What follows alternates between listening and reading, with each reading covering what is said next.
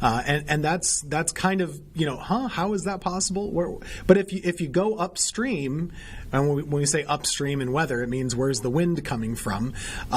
You can trace this back to Lake Michigan. You can trace it back to even Lake Superior in some cases.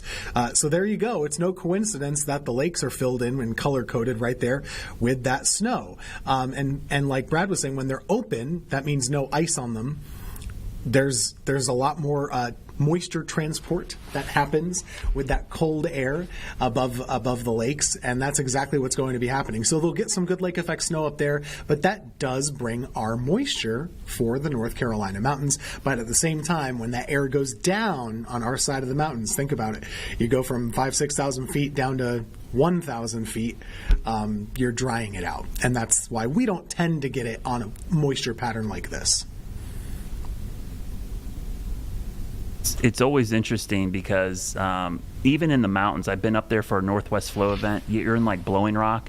There might be some flurries. It's sunny out, and then you go over to like Beach or Banner Elk, and it's just snowing like crazy. So even in the mountains, depending on which side of the mountain you're on, it can be dramatically different in the kind of snow you see. Now, we know the cold is coming, Tim, but the other good news, I think, for folks who aren't ready for it, it doesn't look like it lasts very long. I mean, it looks like by the end of the week, we could be back above average with some upper 60s, which I say above average by November standards. So it's not like a super long cold snap, but I think it's more the fact that we're going to go from possibly for us down here in Charlotte, I don't know what you're forecasting Sunday, but mid-70s on Sunday afternoon with possibly upper 40s for Monday. I think it's the change that will really catch people off guard. It's a big impact. It's a big change. I mean, I think we're going probably from around 70 on Sunday afternoon down to the upper 20s on Tuesday morning. So that's a big shift, but we're kind of branding it as 2 days of winter. So you'll have 2 days of winter. Carolina winter anyway, 40s for highs, that's Carolina winter for us. And then you go right back to it. You go right back to average by Wednesday. So if you don't like the ice, you don't like the snow, you don't like the cold, hunker down for 2 days and you can go back outside on Wednesday. Somebody that does like the ice, though, here you go. I've found him. This is the Gargoyle. His name is Doyle. Doyle the Gargoyle. They had a contest to name him, and well, there you go. He's a fine guy, and you can see him at the Greensboro Coliseum anytime you'd like. Good stuff. All right, that's cool. I was expecting something different. That is actually a pretty cool mascot. I love the fangs. It's like somewhat scary, Tim, but also not scary enough for kids to be afraid of it. So I think it's like the perfect blend right there. Go check out the Gargoyle. Doyle the Gargoyle. I love it. Thanks for tuning in, everybody. We'll see you tomorrow right back here. We'll talk more about the cold snap, and obviously we'll have the drought monitor coming up tomorrow.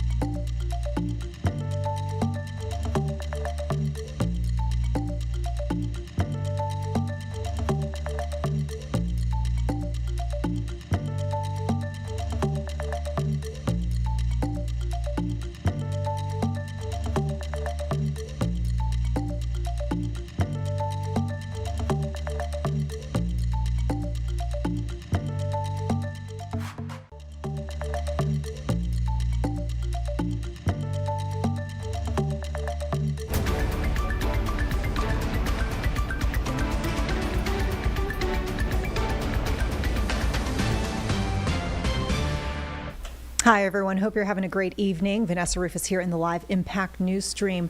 Want to talk about the ongoing government shutdown. It's in day 36. This is now officially the longest shutdown in U.S. history.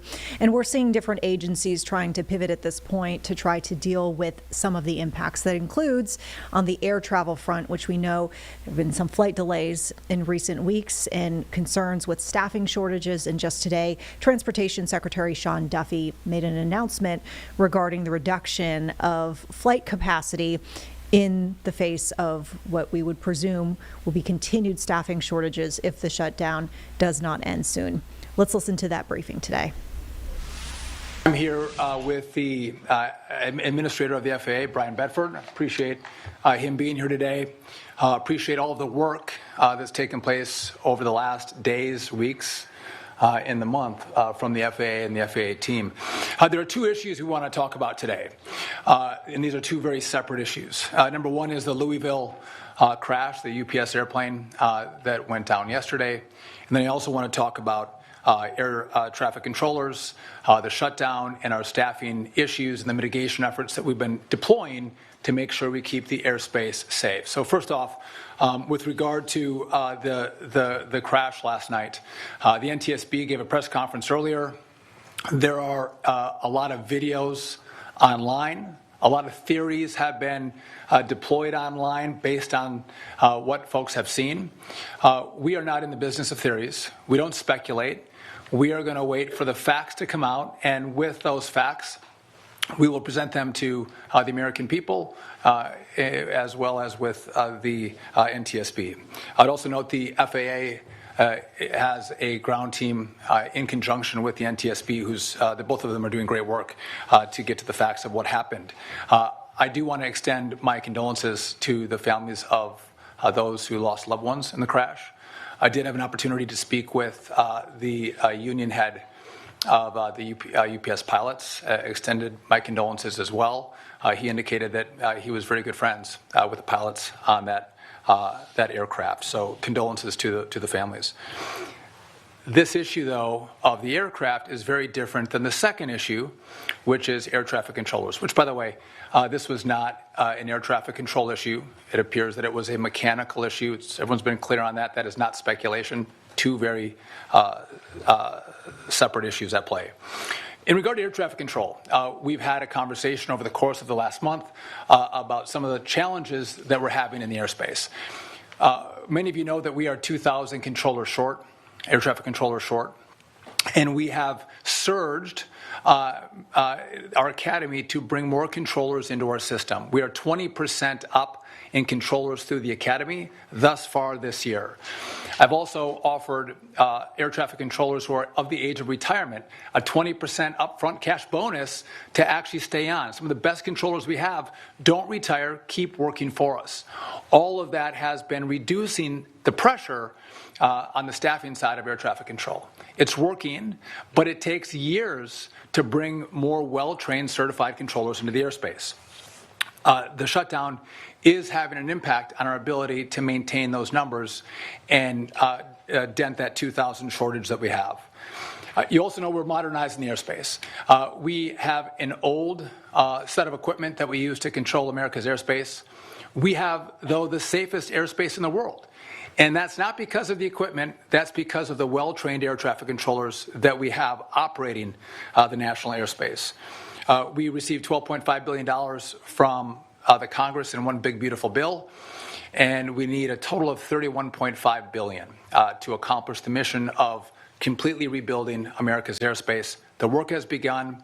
We're transitioning our telecommunications. We're about to announce a project manager to do all of the work for this brand new system. But I want to talk about what's happening over the course of the last month with regard to the shutdown. Our air traffic controllers and a lot of those who work at DOT but throughout government, they haven't received paychecks. And many of these employees, they're the head of household. They have their spouse at home. They have a child or two or three.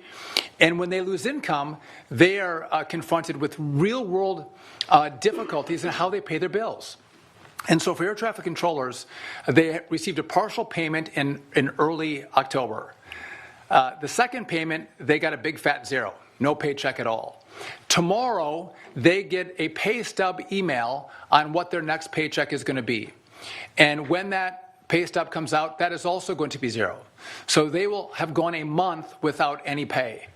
And what we're finding is that our air traffic controllers, because of the financial pressures at home, are taking side jobs. They need to put food on the table, gas in the car, pay their bills. By the way, I do not want them to take side jobs. I want them to show up for work. We have asked them to show up for work, but I'm not naive to understand that they're trying to figure out how they meet their daily obligations. And so because of that, we have seen staffing pressures throughout our airspace. Those who travel will see that we've had more delays. We've had more cancellations. We do not want to see disruptions at the FAA or here at DOT. We don't want that. But our number one priority is to make sure when you travel safely. And that's why, as the administrator and I have been talking throughout the day, his team has been working for the last 24, 36, 48 hours crunching data. We're noticing that there's additional pressure that's building in the system. And again, our priority is to make sure that you're safe. And so we're going to talk about additional measures that we are going to take that's going to reduce the risk profile in the national airspace. And I'm going to turn it over to the administrator to do that as he walks through what that plan is going to look like. I anticipate there will be additional disruptions. There will be frustration. We are working with the airlines. They're going to work with passengers. But in the end, our sole role is to make sure that we keep this airspace as safe as possible. The administrator is going to talk about all of the tools we're going to deploy. One of them, though, is going to be that there is going to be a 10% reduction in capacity at 40 of our locations. The administrator is going to tell you that this is data-based. This is not based on what airline travels, has more flights out of what location. This is about where is the pressure and how do we alleviate the pressure. And so I want to thank him for, again, him and his team's great work. He'll lay out what the specifics are of this plan, and then we're happy to take questions from all of you. Brian Bedford. Thank you, Mr. Secretary. Again, as the Secretary said, our primary mission at the FAA is to manage the airspace in the safest manner possible. That is our only focus. What we have been monitoring on a daily basis, frankly hourly basis, is looking at all of the metrics that we use to surveil the NAS and its health and its well-being.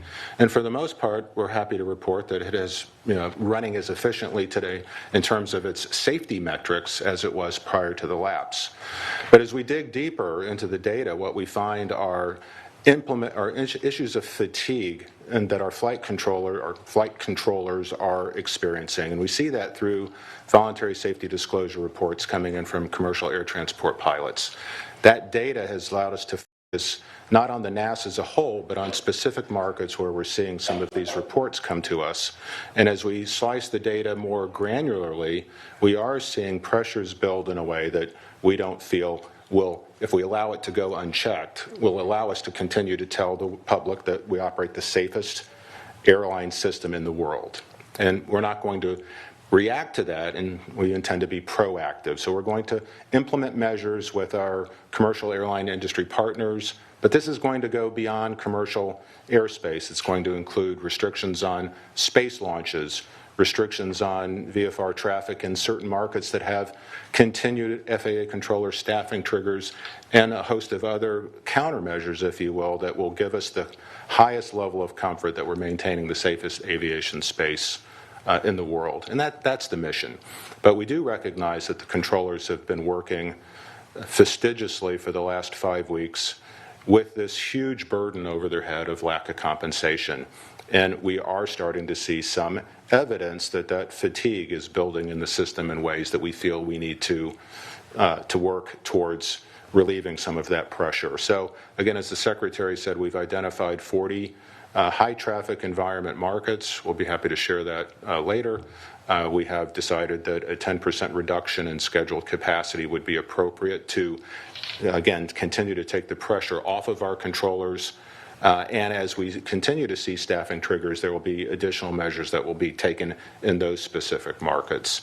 Again, I think it's a holistic plan. I really appreciate the men and women at the FAA who have been working this situation from the get-go.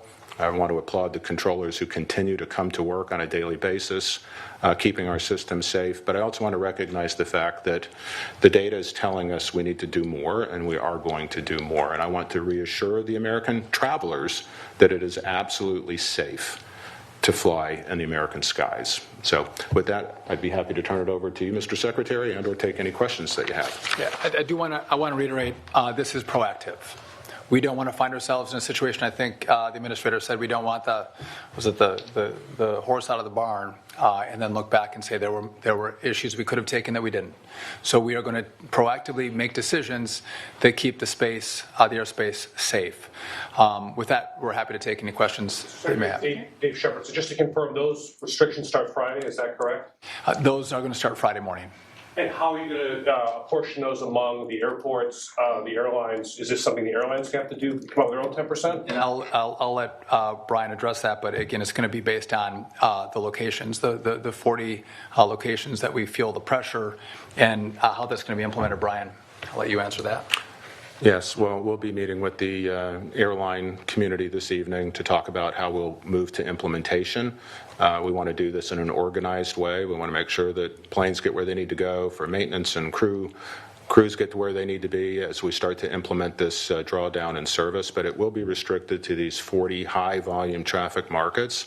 We're going to ask the airlines to work with us collaboratively to reduce their schedules pro rata through the day.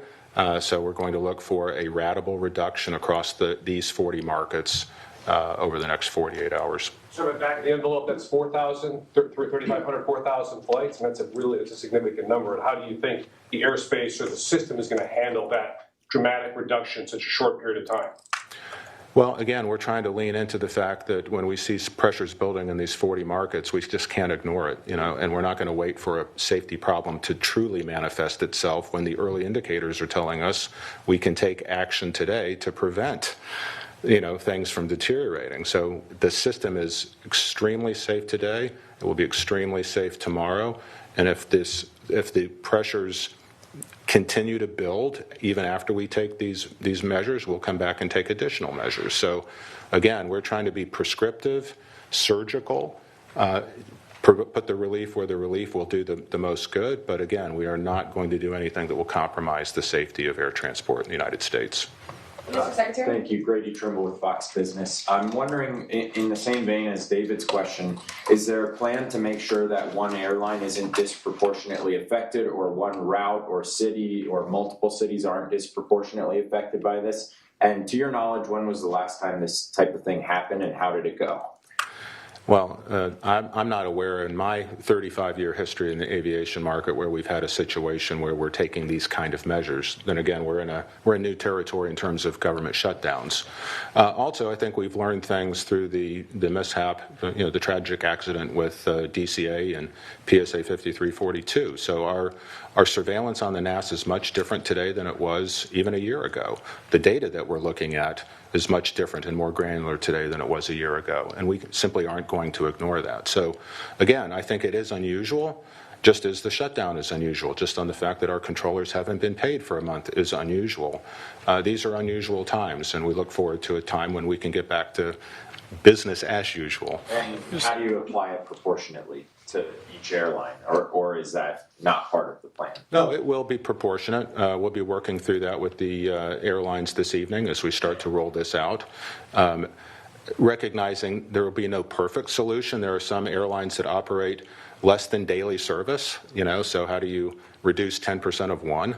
We will work through those issues. We certainly don't want to disrupt service availability in individual city pairs, so we will take all of those factors into consideration. Just one other point on the controllers. I think compared to other shutdowns, our controllers, again, though we are not full staffed, I've laid that out.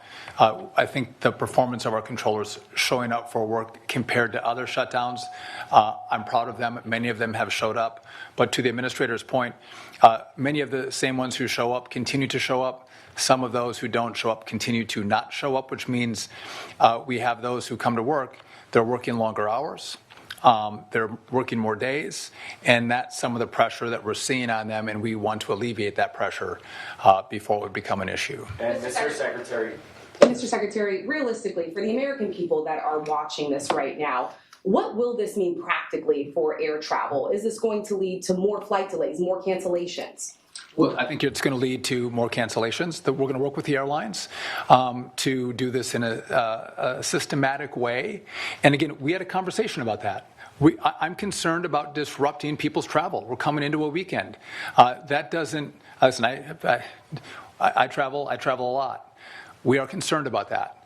But we had to have a gut check of what is our job.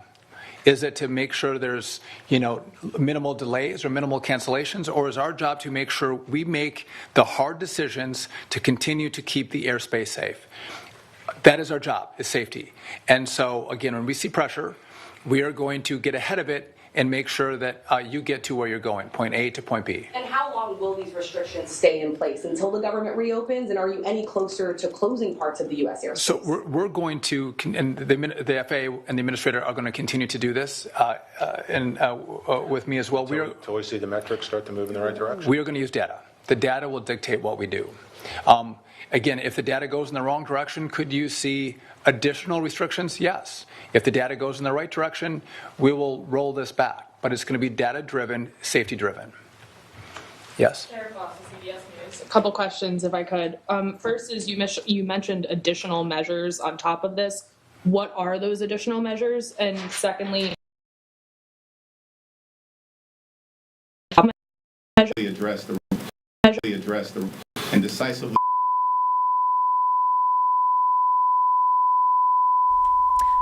Sorry about that, folks. We had some issues with our tape there, but as you can see, a lot of big updates there from the Transportation Secretary and other DOT officials regarding the impacts of the government shutdown on flight capacity and operations with air travel nationwide. I think we've got the tape back. Are we good with that, or we wanted to? Okay. We're going to go back to it. I think we got the right tape going now. Launches that we are going to guardrail into certain times of the day. Launches can be very disruptive to the airspace. They take a lot more attention from controllers. VFR travel, and there was one more that you were. So, well, I'm going to try to address both questions. So what happened today, what's special about today versus yesterday? The data we've been looking at is the data that we managed the NAS, whether we were in a shutdown or we're not. We're always looking at the overall health and safety of the NAS, whether we have any critical hotspots, right? These are changes that were implemented post PSA 5342 under the Secretary's leadership. So I'm grateful that that's there, and the team of men and women at the FAA work hard managing this data, and we're leaning, it's not reactive now, it's proactive, and that's the difference. We're not going to wait until we see something flashing red to say, oh, we should take action now. We want to keep everything in the green. We want to keep all the safety measures within the guardrails that we have that define the safest system of airspace in the world. And these actions, we believe, are sufficient to allow us to continue to keep the safety metrics within the appropriate levels that we want, which is perfect safety.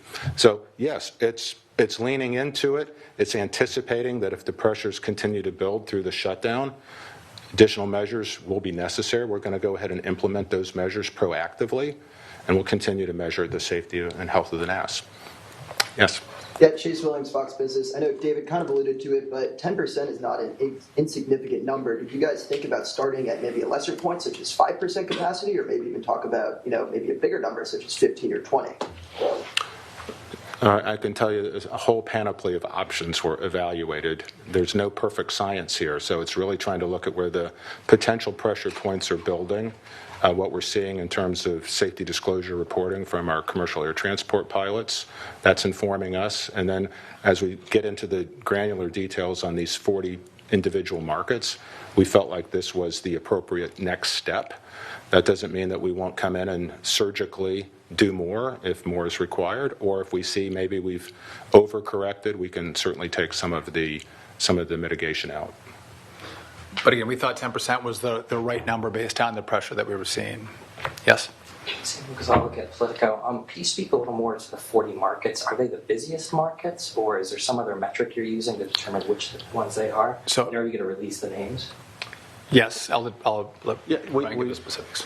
Yes, of course. We'd like to brief our aviation users with more of these specifics. But yes, we will publish the markets that will be affected, and of course, airlines will be publishing to their customers their implementation of these processes.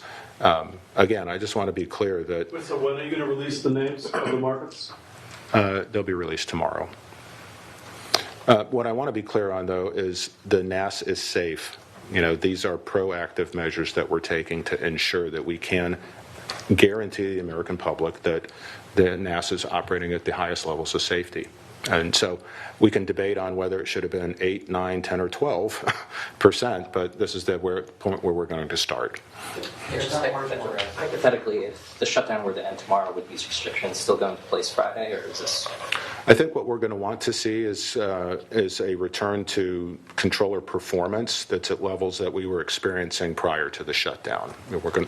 Can I just ask, what about how does it affect cargo carriers, international flights, and GA traffic? Are there any restrictions in any of those?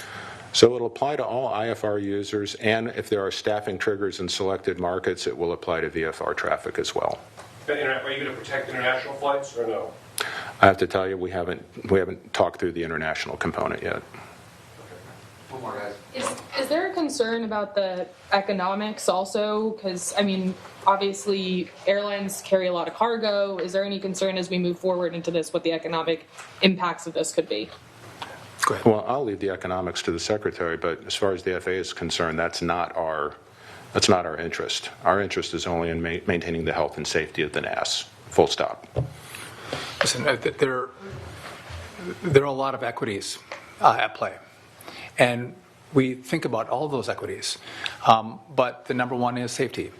And so again, am I concerned about cargo? Yes. Am I concerned about disruption in the airspace on Friday? Yes. But again, we want to make sure we are doing the right measures, implementing the right measures to make sure we have the best outcomes. We've talked to a number of the different airlines. Again, would they be pleased that there's a 10% reduction? Probably not.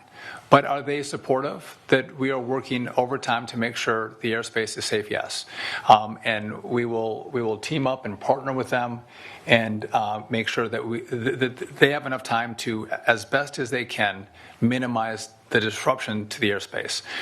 To the administrator's point, because it's data-driven, if there was a deal today and the government's going to open tomorrow, which, by the way, I've spent time in Congress, that's not the way it works, this will be data-driven. We get controllers back in facilities and we get staff back up, we will make those decisions as the data drives us. I imagine, though, when we do open and we do get pay flowing and we do get controllers back in, there'll be a correlation between those events. So again, this was not taken lightly. There was a lot of effort put into this. And if you remember with the DCA air crash, a lot of you asked us questions. Why didn't the FAA see that there were near misses in the airspace? And why didn't you stop the cross traffic with helicopters and airplanes? And I think that was a great question. We learned from that. And so now we look at data, and before it would become an issue, we try to assess the pressure and try to make moves before there could be adverse consequences. And that's what's happening here today. It's level setting with the American people, doing the right thing by way of the American people, working with the airlines, and our heart goes out to those who will have flights disrupted. But again, they want to make sure that the FAA team and their DOT team, when they fly, they are going to make it to their destination safely because we've done our work. we are doing our work, and this is what we feel like we have to do to make sure we maintain that safety profile. One last one. What would you say to people who are frustrated this weekend? They might have a flight canceled or delayed. What would you tell them? Anyone who has my cell phone number, I'm called based on delays and cancellations. There is frustration, and I hear them. But I used to sit in Congress. I don't have any say or any role in what the Congress does with regard to funding. I've continually asked our controllers to come to work. I've thanked those who have come in and done the great work by way of the American people, and there's been a lot of them. Again, I've met a lot of family men and women who are single income families, and they're coming to work because they're patriotic Americans. If I can make one last note, though, and I mentioned this before, many of the controllers said they can survive without one paycheck. They can do that.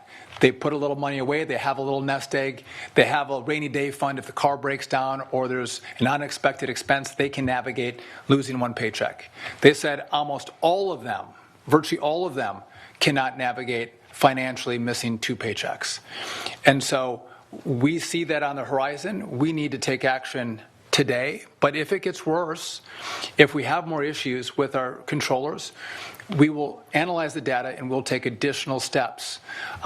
And again, we don't want to see, if you've seen, we have worked overtime to minimize disruptions as much as possible. And some days there's more delays, some days there are less delays based on how many controllers are coming to work. We will drive these decisions based on the data that we receive and make the best calls that we can to keep those who travel through the airspace safe.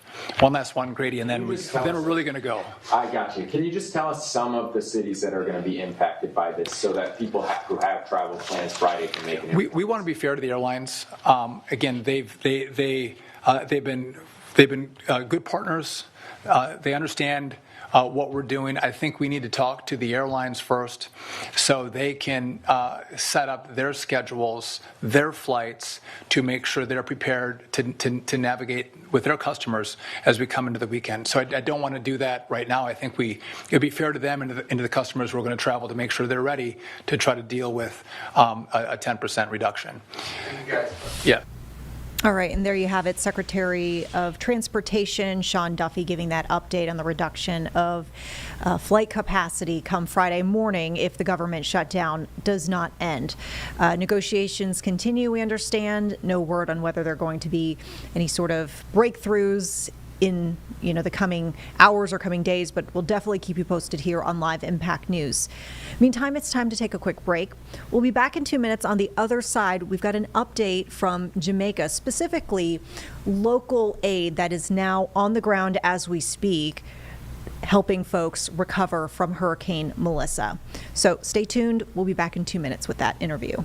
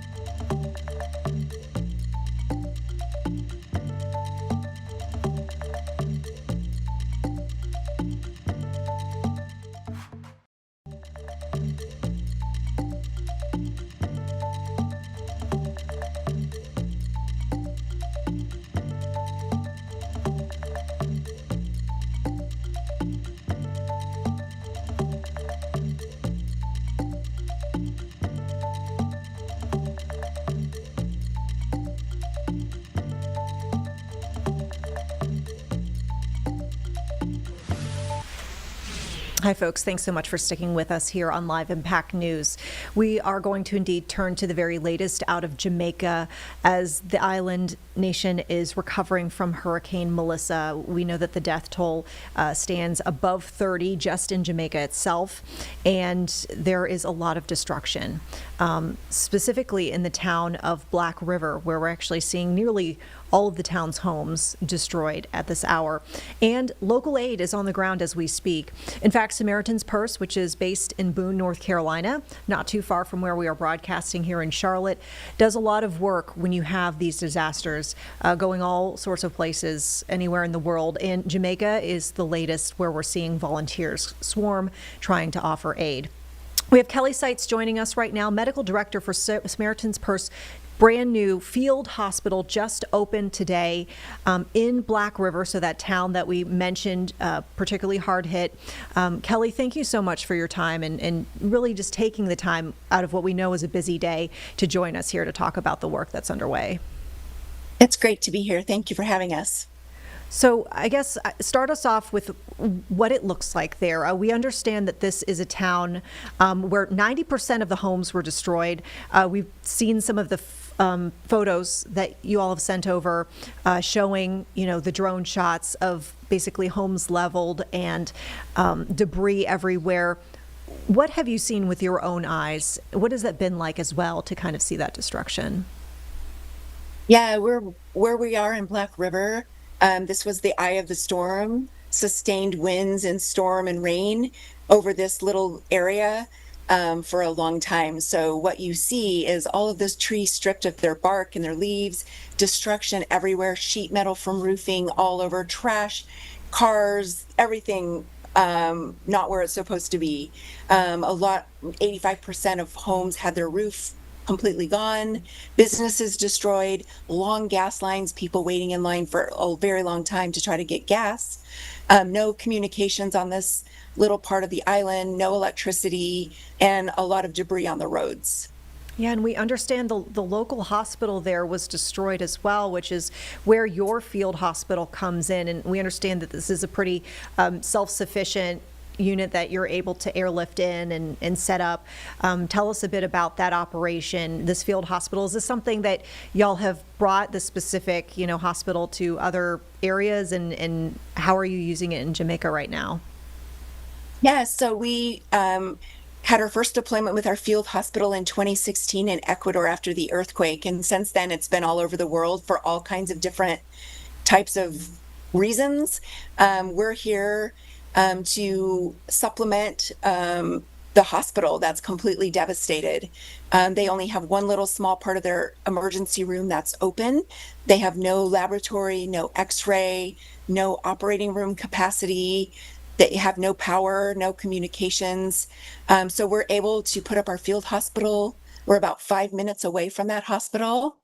So our field hospital has an emergency department, laboratory, pharmacy, an operating room. We've already done 2 surgeries today, an intensive care unit with ventilator capacity, a step-down unit, and then 2 inpatient wards where we can house patients while they recover.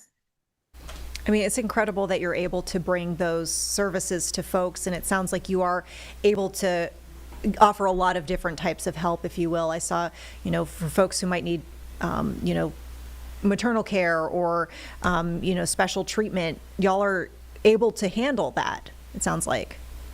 We are, yeah. Pretty much anything that comes our way, we're able to handle.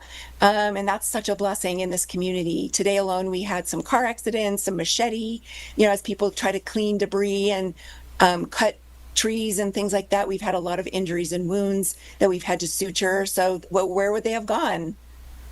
Yeah. It's tough to think, and sometimes you don't know what you have until you don't have it. Medical care may be one of those things. We're seeing actually some footage right now that y'all have sent over of your crews airlifting other supplies over. And it sounds like you have, over the past week, brought a lot of different supplies. I think it's 100 tons is what you shared with us as of this morning. And I guess if you could talk about some of the supplies that we're seeing here and why these are needed, the specific uses. Yeah, well, and in a disaster of this caliber, and it destroys everything. So clean water is a huge issue, and so our water and sanitation team, not even just here at the hospital, but throughout Jamaica, is providing clean water to the communities, shelter, distributing tarp so that they can roof their homes because today it was a torrential downpour. So if they have no roof, now they're getting wet again and starting from scratch. Also, non-food items, hygiene kits, and items like that help people when they've lost literally everything. What has the response been like? What are folks telling you as you're taking care of them? We saw images of, arms being bandaged up and people in wheelchairs being attended to by your Samaritan's Purse volunteers and doctors and nurses. What are the folks in Jamaica sharing with you as you are giving them care? It's been so encouraging to our staff. We've been working really hard to move quickly and get this hospital up and running. We set it all up in 2 days to open the doors quickly this morning. And they have just been tremendously gracious and so thankful for the help. It brings them hope. They're very isolated here because the roads are so bad. If they have a car at all, it's no longer usable. They don't have gas for it. So they're very isolated. So to know that help is here has really encouraged them and given them a glimmer of hope that they're going to get through this. And then we share the gospel with them, the love of Christ, share some compassion, let them tell us their story if they need to process that a little bit, and then provide for their physical and medical needs. Yeah, we understand, of course, being a Christian organization, that is part of your work, the fact that you'll not only bring the physical comforts, if you will, but also the spiritual comforts as well. Tell us a bit more about that. What other services do you offer on that front for folks when you do go abroad? Yeah, so all of our staff are Christians, and this is why we do this work. You blend the thing we love is medicine with the other thing we love is Jesus, and we blend those two together, and we get to, while we're providing the medical care, really listen to them and let them share their story with us if they want to, and then provide the hope that God does love them, and to remind them that He sent us to help and other organizations, and they're not in this alone. For folks who are watching at home who are wondering how they can help out as well, what would you recommend that they do? Yeah, the first thing I would say is, Jamaica needs so many prayers. The government, as they try to piece together their action plan, they're working very hard. I know the Jamaican government, we're working very closely with them. The communities just need so many different things. So just prayer that God will sustain them through the coming days and months and probably years. North Carolina knows better than anyone right now what they went through during the storm about a year ago, so they can really relate to the intimate needs that people are now facing, day-to-day survival and then the long-term survival. And then they can go to the Samaritan's Purse website to kind of follow and track the ways that we're working here in Jamaica, track with that, and then pray for the things that we're doing. And then there's places that they can give if they want to donate so that we can continue the work. Yeah. Kelly Seitz, thanks so much for your time, and really thank you as well for the work that you're doing. Obviously a big comfort what you and your other volunteers and the medical staff there at that field hospital are bringing to folks. So appreciate you taking some time to tell us about it. Thank you. Appreciate you. All right. Good luck over there. Let's go ahead and take a quick break, folks. We'll be back in 2 minutes. The very latest on a roundtable discussion that happened in North Carolina today with Governor Josh Stein regarding medical care. So we'll be here with you in 2 minutes.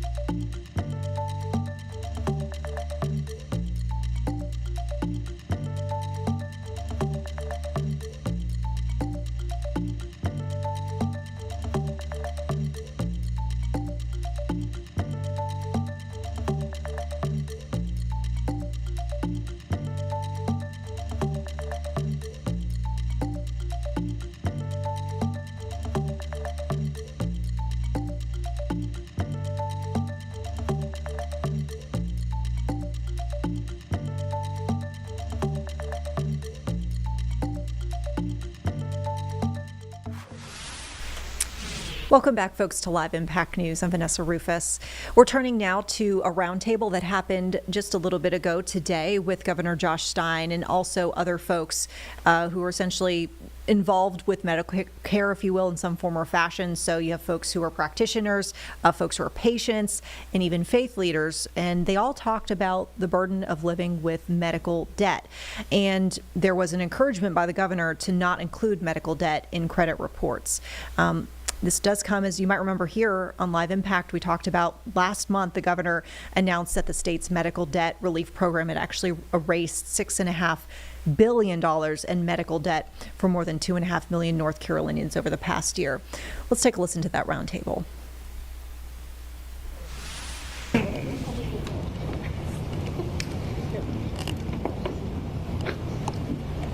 Good afternoon. My name is Whitman Toland, and I'm the pastor of the church here on 68, and it is an honor to have you guys. Really, I'm excited in that our heart, very similar to yours, in seeing the community lifted. As an example, our partnership with Out of the Garden Project, and here being able to work with you guys. So it's an honor to host. I think a great location, great venue, and just want to say thank you and welcome. Thank you, Pastor Wood. Thank you for hosting us. Thank you for the words of welcome. I want to thank everyone for being here today, especially our panelists. With Department of Health and Human Services, we have Jonathan Kapler, a Deputy Secretary. We have representatives from Undo Medical Debt and Healing Medical Debt, Eva and Dennis. And then we have a couple of doctors, Dr. Banks, Dr. Gallagher, and Jordan is going to be here telling her story, and we really appreciate your willingness to do that. Last month, we made a really positive announcement for the people of North Carolina. We announced that 2.5 million North Carolinians, which is about a quarter of the state of North Carolina, had $6.5 billion of medical debt relieved, taken off of their shoulders. And it's a huge benefit to people. It's a financial benefit, clearly, because they no longer are carrying this debt, which means that when they're out there applying for credit, their credit report isn't dinged, they're able to access credit in a more affordable way or access it at all. It also helps their emotional well-being. Having this debt can be a real psychological burden. Some people feel shame for not paying what they feel like they owe, even though nobody asks to get sick. Right. This isn't debt you choose to incur. It lands in your lap, often in very heart-rending ways. And then it can have physical consequences too, because it may affect your care. We're going to flesh that out a little bit in our discussion today. The program was the brainchild of my predecessor, Governor Roy Cooper, and his Secretary of Health and Human Services, Cody Kinsley, and their team. And as part of that debt relief program, it wasn't only about wiping out people's past debt, but it was ensuring that the 99 hospitals that participated, that they also have better programs as it relates to charity care, to make it less likely that people in the future also incur debt going forward. A really positive development, and I want to thank our hospitals, the 99 acute care hospitals, for being part of this program. Unfortunately, this last week, the Trump administration is trying to go backwards. It's trying to make it harder for programs, particularly the credit reporting agencies, to not report medical debt and hold it on their credit report, which hurts people's access to credit. And we've been, so I have written the 3 credit reporting agencies, Experian, Equifax, and TransUnion, urging them to continue to agree with North Carolina's program, which is when this debt has been relieved by the hospital, they should take it off the credit report so it doesn't hold people back. It should be about trying to make it easier for people to have more opportunity to thrive, not put more burden on their backs. A final point I want to make on my preliminary comments has to do with Medicaid. Medicaid is the larger of health care in the state. 3 million North Carolinians are beneficiaries. It is the leading health care financing mechanism. The legislature has failed to fully fund Medicaid, and as a result, the department has found itself to be in a very uncomfortable position where we've had to reduce rates to providers because we don't have money. We cannot spend money that we do not have. So I have been urging the General Assembly multiple times to fully fund Medicaid, and they've yet to heed the call. Even though both chambers concede that the state doesn't have enough money, both chambers concede how much money we need, they just refuse to come to a deal. They're allowing their differences on other unrelated issues to prohibit them from doing this. And so they're willing to allow people's health, people's well-being, people's lives to be a bargaining chip in matters that have nothing to do with this. It's really immensely upsetting. With that, I will, on that happy note, I will turn it over to Deputy Secretary Jonathan Kapler for some preliminary words before we have a discussion.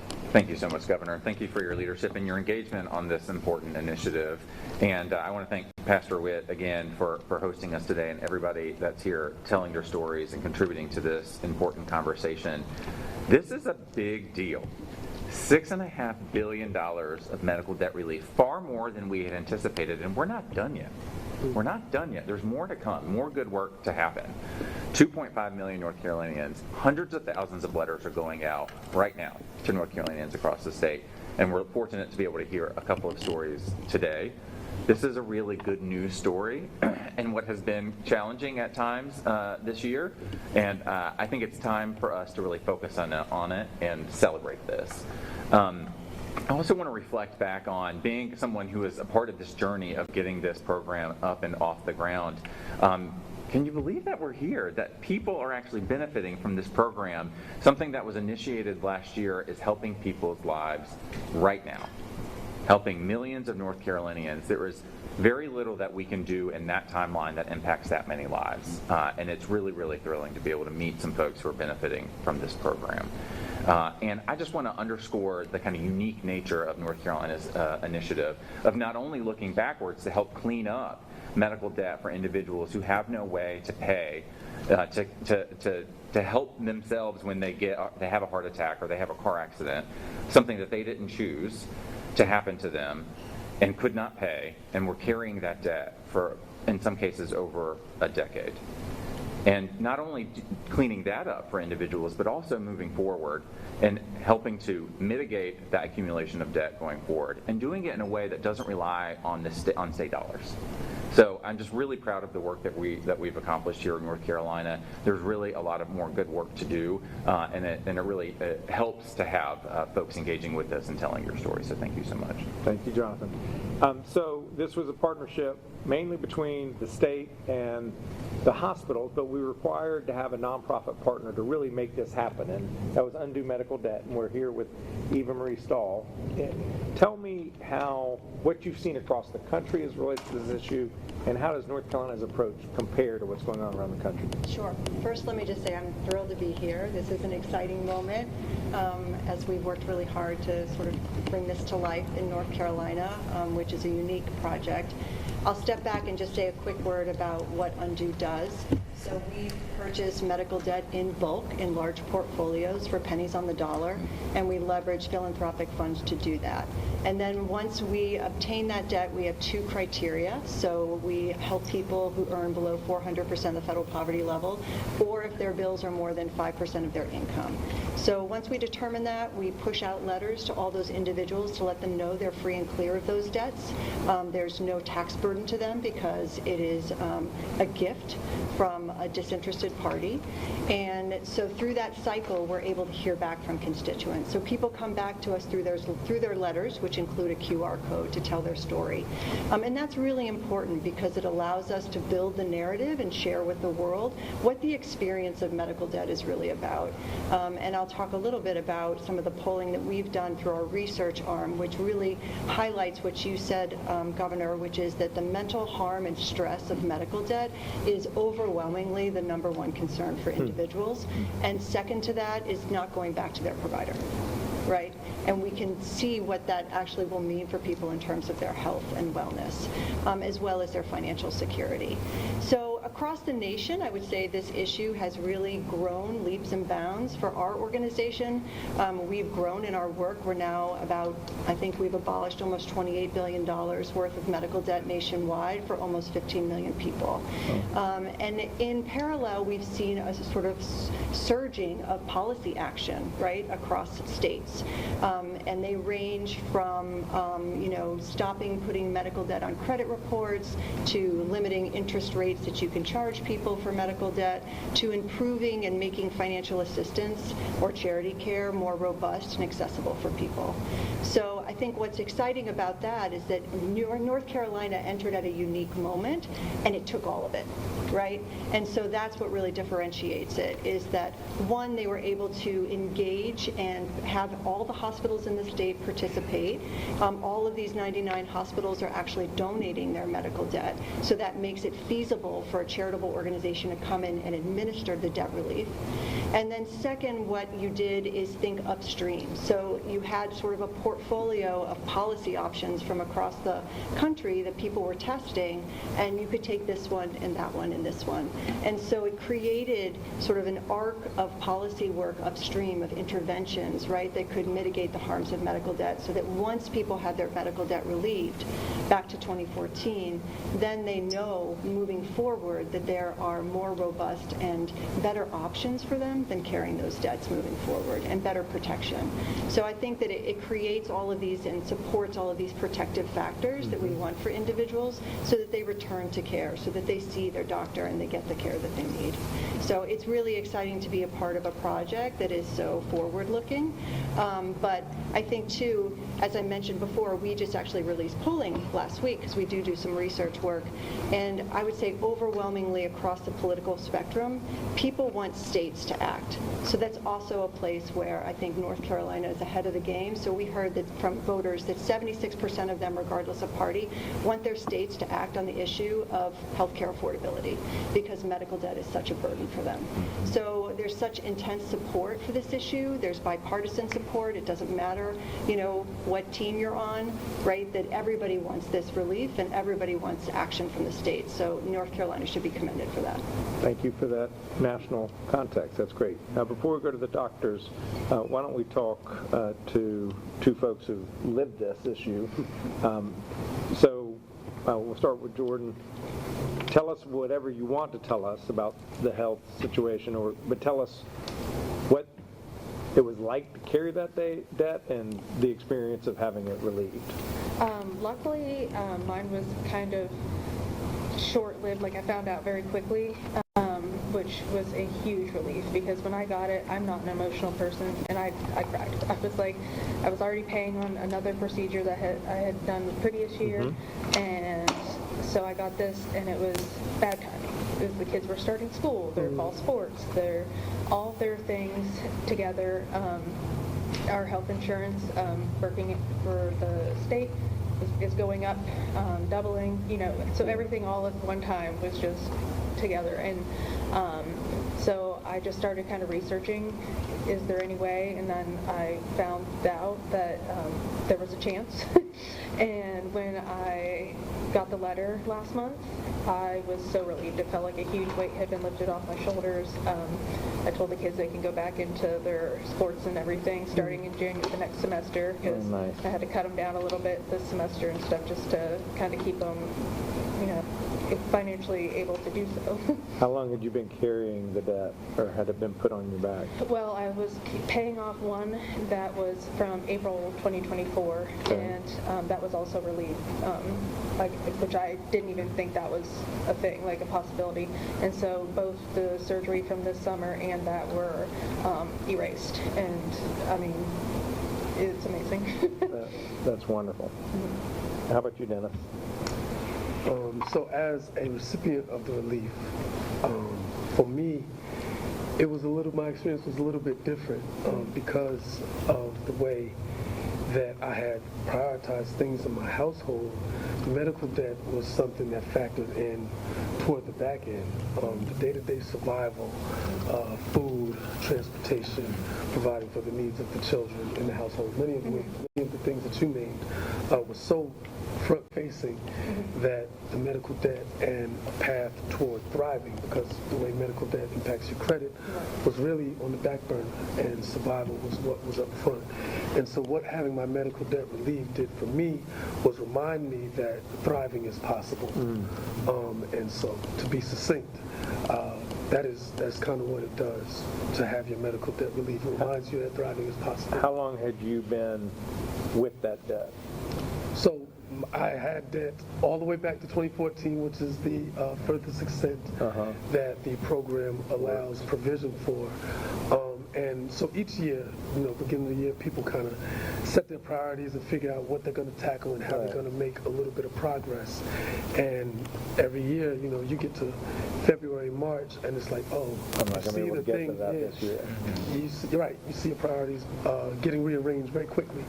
And so just years of accumulating shame and frustration with having to push this thing to the back burner that I know would open up a door for me to have the type of life that I really want to live. And did you know what its impact on your credit report was and what opportunities it may have closed to you? So I saw it in my earlier days. I did not revisit it often. You just were like, I'm not going to even apply. Well, so the things tied to it, like pursuing a house and things like that, those things get pushed off as well, right? And so all those things get lumped together, and you choose not to look at it as much, especially when your day-to-day needs and circumstances are so pressing. And then it's interesting because you have this personal experience, but now you have this professional experience, which is similar to Eva. Indeed. Tell us about that and what you're doing. So thank you for the opportunity to do that, Governor. And I didn't get to thank Pastor Witt and all our panelists as well. For those who didn't hear, I see you can read. My name is Dennis White. I'm here with Healing Without Debt Guilford. And so what we're doing in Guilford County is we're initiating the process of comprehensive, systemic change-based medical debt relief. Our process is faith-anchored, it is community-driven, and one of our biggest points of emphasis is networking with stakeholders in the community. We believe that no one should ever have to choose between their health and their financial survival. Across North Carolina, unfortunately, as Jordan has attested to, that's exactly what is the case. So our mission is simple, and that is to bring health, hope, and healing to families who are burdened by medical debt and to reform the system that produces that debt in the first place. And so are you all operating at a policy level, or are you intervening with families to intervene them with the hospital to try to get it relieved? Like, how are you approaching your work? Very good question. And so it's on a partnership level, right? Organizations like Undo Medical Debt already have the mechanisms in place to relieve the debt. So we are not the debt relief arm. As far as community engagement is concerned, we are an awareness raising arm. And the goal of that awareness raising is to help the community members look out for this medical debt relief, identify that the debt has been relieved for them so people don't fall through the cracks, because we know that many of our government programs, unfortunately, as robust or as thorough as they attempt to be, still have people who are in need and whose needs go unmet. And so raising awareness gives people the opportunity to not slip through the cracks and also help us work together on a community-based level and on an organizational level to create networks and safety nets that don't allow predatory practices to continue. Good. Thank you. Let's talk to the two doctors and tell us what your insight into this issue has been, whether we'll start with that issue and then I'll ask my follow-up question. Okay. Well, we were talking about this behind closed doors, but we actually, as physicians, can see when patients have bad debt. My focus usually when I meet a person is to talk about what their problem is. I don't usually pay attention to their insurance or their zip code, look at their medical history and issues that bring them in. But when a patient has the medical debt, our electronic medical record makes it impossible to miss. There are these bold letters on the screen on the right, on the left that say bad debt, kind of like a modern scarlet letter. It's really hard to ignore, and these letters color every decision that we make during the visit, what medications we prescribe, which over-the-counter regimens we recommend, and even lifestyle changes that we encourage. I know my patients don't want to add to their debt, so that awareness changes my recommendations and what I ask them to do. Sometimes it means spending extra minutes searching for the most affordable medication options instead of talking about the most effective options. I want to do something that they're actually going to do rather than the thing that might be, the best via evidence-based medicine. So in my practice, I see patients with food allergies, and for them, avoiding foods isn't a preference, it's really a matter of survival. But specialty diets come with a much higher grocery bills, so this adds another layer of financial strain for our already strained patients. For families already living paycheck to paycheck, every substitution, every label check can deepen that burden of debt. Thank you. Dr. Banks? Yeah, so from a primary care perspective, medical debt's not just a financial issue, it's a health determinant. It limits access, adherence, and trust, ultimately undermining both prevention and management of chronic diseases. Patients will delay or avoid care for cost concerns. This causes chronic diseases such as high blood pressure, diabetes, congestive heart failure to become worse and require additional measures to control. This reactive care, it leads to poorer outcomes and overall higher costs. Medical debt can also lead to medication non-adherence, gaps in treatment due to delay in specialty care, and psychological impacts, as you guys mentioned. Patients will wait to fill prescriptions. They'll often avoid follow-up specialists over concerns for higher copays. This increased stress and anxiety can lead to decreased self-esteem and thereby negatively impacting behavioral health or mental health and the chronic medical condition that they have. Is this something that any of your patients have talked to you about when they're in the room with you? Yeah, we were kind of talking about it before. I might have a patient come in and then they disappear, and it can be years before I see them again. And when I see them, they often mention that maybe I lost my insurance, I'm dealing with homelessness, or just every day is a struggle. And so I have to decide, am I going to take the medicine as you prescribe or take some of it, skip a few days just to kind of stretch it out and make it work. For the food allergies as well as chronic conditions like high blood pressure, diabetes, I can tell you all the things that you need to do as far as like controlling your diet, changing your diet. But if you don't have access to those healthier food options, you're going to the fast food, you're going to whatever's $5 because that seems like I can still eat. It sounds affordable, but ultimately it's causing more problems because it's raising your blood pressure with all the salt. So it's a constant battle, and people do mention it. Have your patients brought it up affirmatively and talked about it? All right, folks, we're going to take a quick break here on Live Impact News. We are going to return with a little bit more from this roundtable from earlier today in Greensboro, North Carolina, with the governor. So you see there, Josh Stein, and a few stakeholders, if you will, to the medical debt debate. We'll see you on the other side. 2 minutes.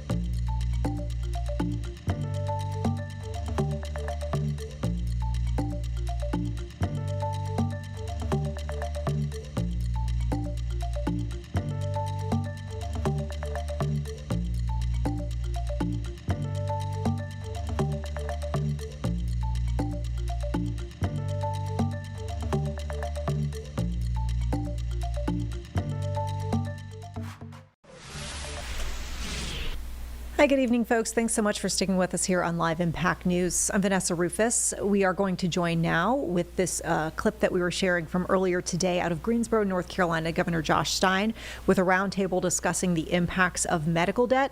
This does come a month after the governor announced that the state's medical debt relief program had erased more than $6.5 billion in medical debt for 2.5 million North Carolinians over the past year.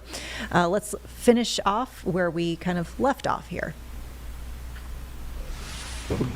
Live and thrive, and they'll skip a dose here or there, and they think that they're doing okay, and they'll keep skipping doses, and like she said, it just sneaks up on you, and then you end up with an asthma exacerbation. You end up missing out on things that you enjoy doing. We want our patients to live their lives fully, to do the hiking that they like, to hang out with friends, to do the physical activity that they enjoy doing, but they eventually just slowly stop doing these things, and they kind of reach their new normal because they're not using their medications because of these price points. I was going to say the inevitable. Things go bad after 5 p.m. and on the weekends. Yeah. Mm-hmm. And so that means now you're finding yourself at urgent care or an emergency department, and that in itself is a higher bill regardless. So a lot of times they think, oh, I can just wait it out, and then it gets to that point where they can't wait anymore. So, Jordan and Dennis, when you were, yours was about a decade and yours was a year and a half, were there times when you felt like you wanted to go to the doctor, but you're like, I just can't take on more debt? Or were the consequences to your physical health? Was it to your mental health? And were there financial consequences you could point to as a result?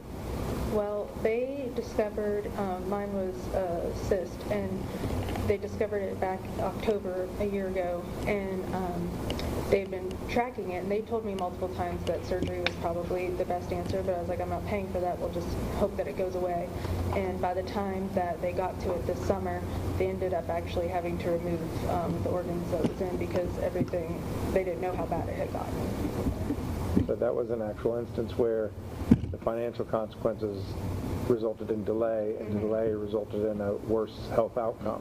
And even when I got the bill, I almost called to cancel it because I was like, I can't do this. And then I was like, I guess I'll have to figure it out. And I'm so glad I did because I felt so much better afterwards. I didn't realize how bad it had made me feel. So my friends and I used to joke about how expensive it is to call the ambulance.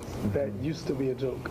And then I tore my ACL and had to figure out whether I was going to drive myself to the hospital or try to navigate pressing the gas and brake. I'm not going to tell y'all what I did, but the fact that I had to make that choice and have to consider that is, I guess, what we're having a conversation about. Again, health. Yeah, and medical debt, what I think you're seeing here is that medical debt in and of itself traps people in a cycle of poor health and poor financial health that has ramifications well beyond just themselves as an individual. It impacts your family. It impacts your ability, as you said, to thrive. And it really is kind of a disease on the healthcare system. And it's one, unfortunately, that kind of centers the patient and provider relationship around collections and what the financial obligations are as opposed to the actual care that you're delivering. And you need to be focused on the care for the individuals, not trying to factor in how they're going to be able to afford these things. Right. And the two of you clearly are going to always try to put the patient first, but if you're a provider and you need income in order to stay in business, it may subconsciously affect the way you interact or how long you interact with the patient. If you see this glaring scarlet A, as you characterized it. So it's nice to know that the vast majority of North Carolinians are now going to be able to go to their doctors and not have that flashing scarlet A. A lot of what you all are talking about in terms of the consequences have to do with healthcare affordability. And this is very important for the two reasons. One is that it takes backward-looking weight off your shoulder. It improves the charity care policies at our 99 acute care hospitals, for which we are grateful. But it certainly doesn't solve the healthcare affordability issue. And what we're seeing in Washington right now with the Affordable Care Act subsidies and the fact that the Republican Congress and the President refused to engage on that issue, leading to the government being shut down. Folks, I don't know if any of you got notices of what your new health care rates were going to be under the ACA, but rates were doubling.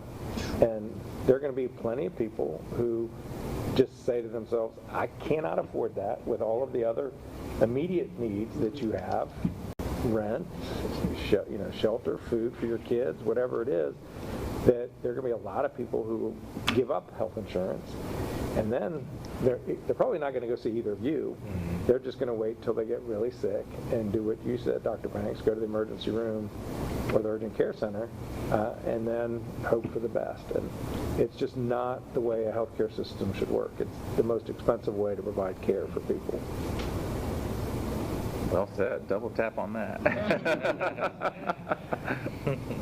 Well, how about we go around for some final comments? Feel free to, and if you want to ask questions of each other, feel free to do that as well. Eva, have you heard anything today that triggered thoughts or reactions? Yeah, I mean, I think two things. I mean, one, as you pointed out, I think we're in a fragile moment.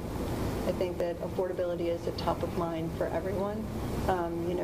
People, 2/3 of people are struggling to make ends meet and, doing trade-offs within their household, right, to make things work. So when health insurance prices go up for them, it means that they're also making an imperfect choice. And I think it also just got a lot more confusing. Yeah. Right. And so I think we also know what voters don't want, which is higher deductibles and more cost sharing.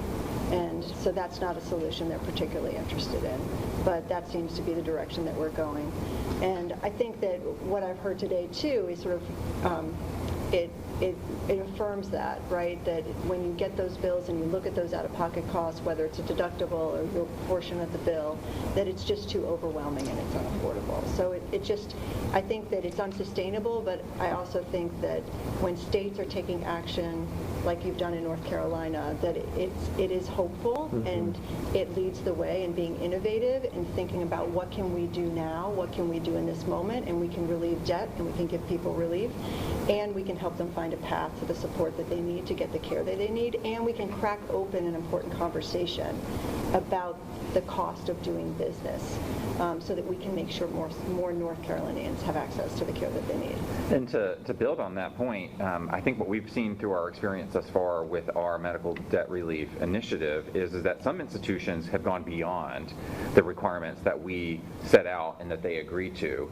Is that while they were going through the process and cleaning up these books, donating the debt to undo medical debt, they went beyond just the hospital setting. If they owned physician practices, some of them went into their physician practices and cleaned up the books there, and some of them went into other facilities that they may own, because they realized this bad debt's not really doing anything for us. It's harming our patients, and it's not really costing us anything to just, it's not adding to our bottom line. Because they know they're not collecting. They're not going to collect it. And so, but it is having negative health ramifications on individuals that are holding that medical debt. And so let's get rid of it. Let's reorient our relationship. And so huge credit to institutions across our state who I think are realizing that this is something that can make a difference in people's lives and that they're going beyond what they even agreed to with us last year. That's great. Any concluding thoughts? Yes.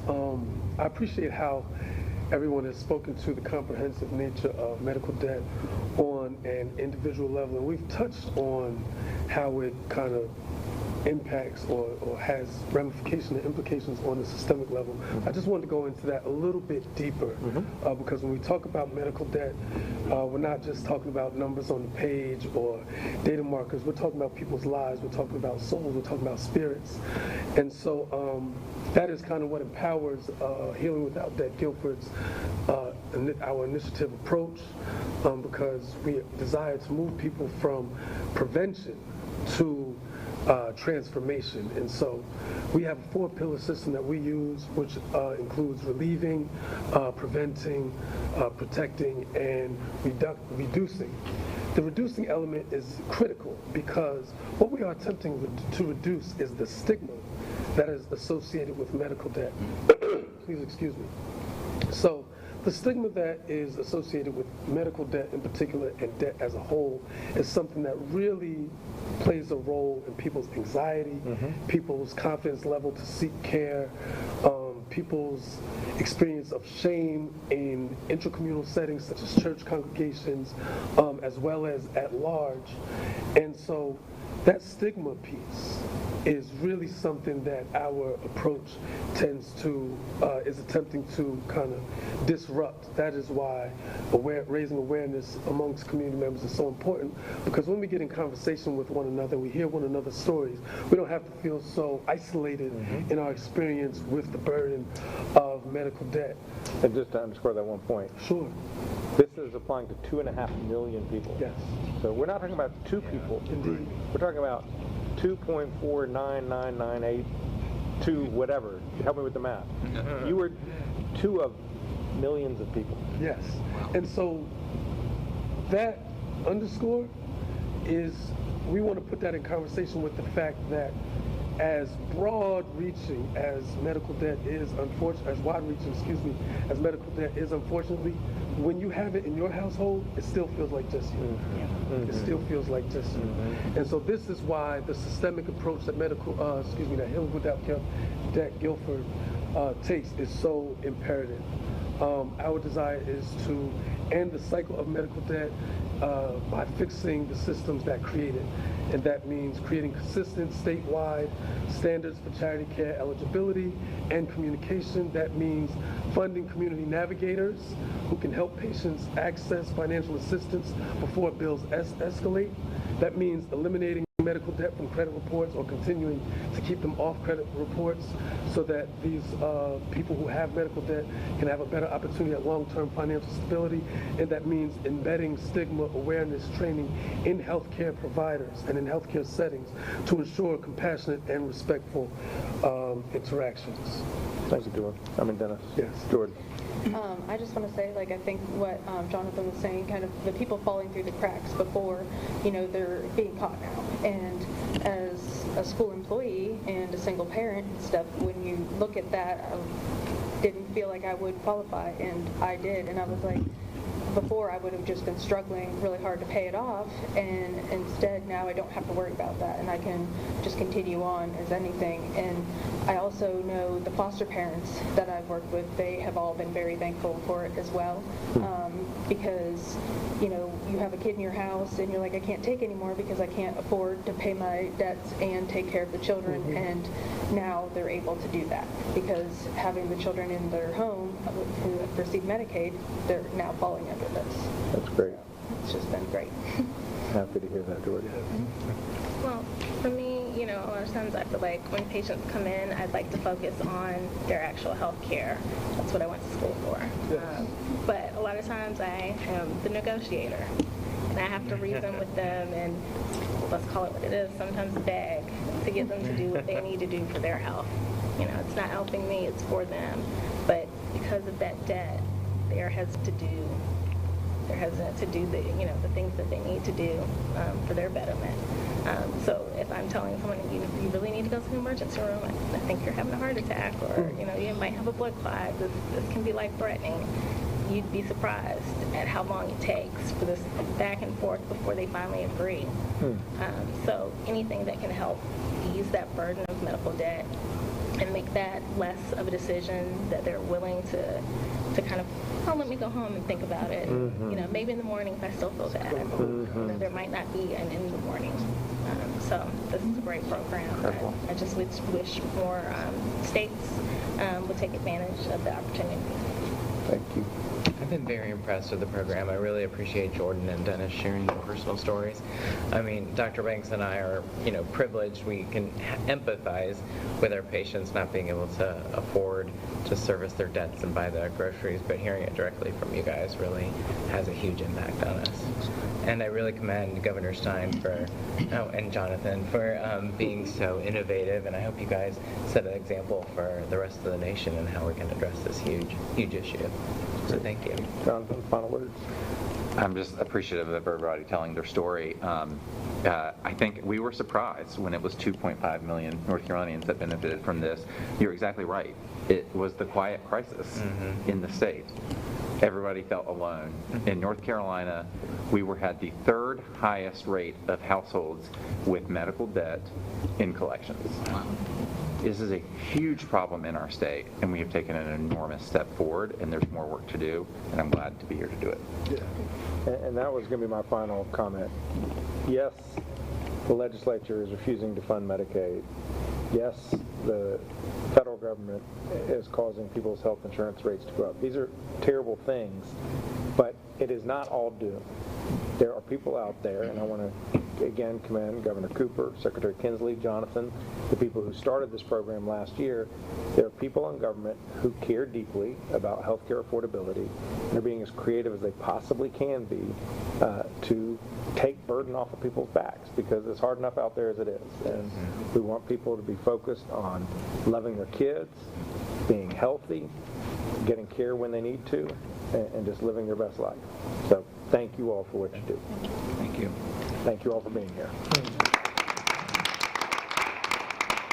All right, everybody, thank you so much for everybody. All right, and that concludes the earlier roundtable on medical debt impacts with the Governor, Josh Stein. We're going to take a quick break, folks. We'll be back in 2 minutes. We'll have the very latest on the ongoing government shutdown when we return.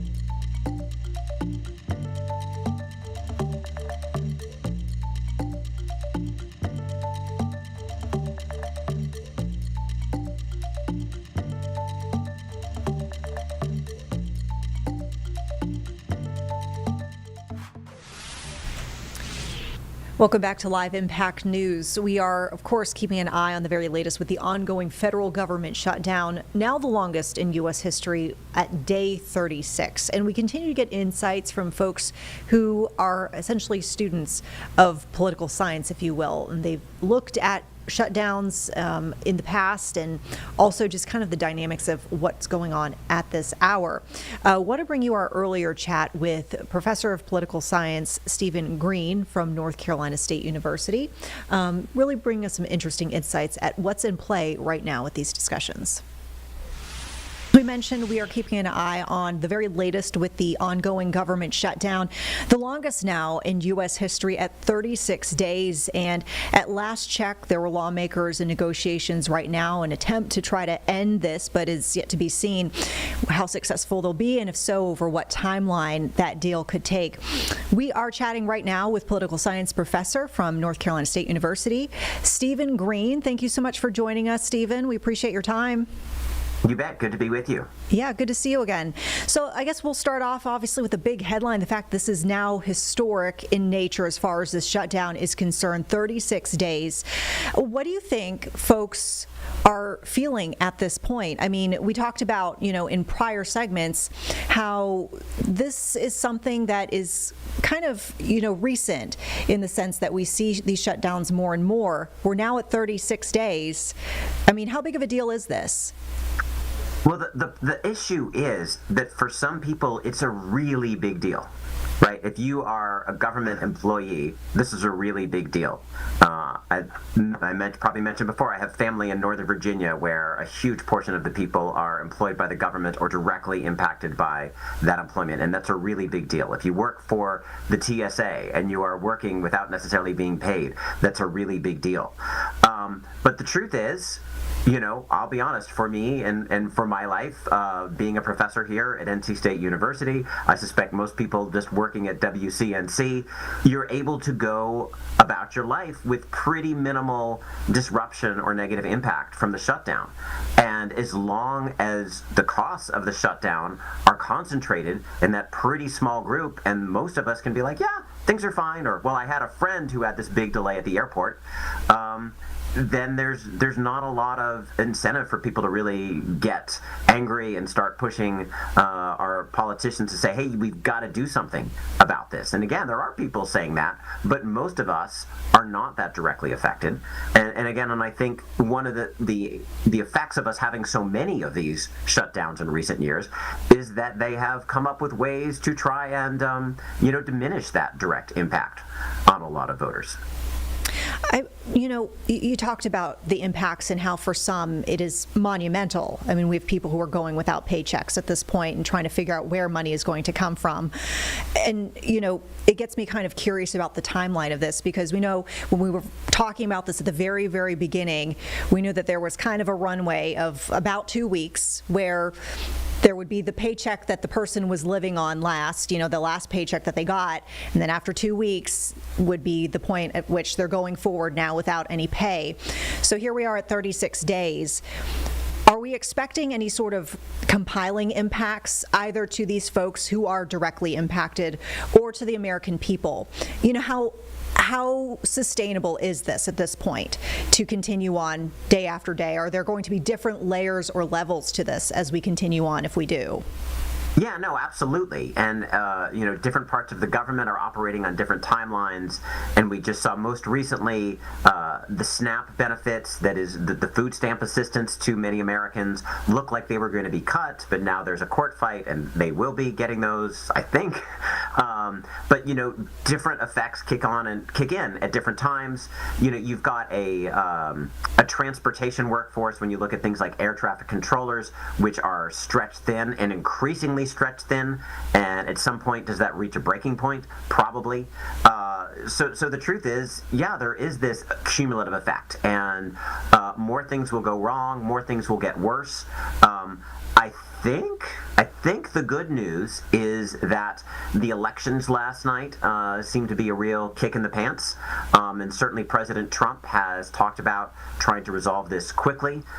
From what I've read today, it sounds like congressional leaders in both parties are looking to come towards some sorts of resolution where they can get the government back open, and obviously that would be great if they can reach some kind of deal that both sides feel like they are comfortable with. Now, my next question is admittedly kind of a niche question, but it is a question we received nonetheless.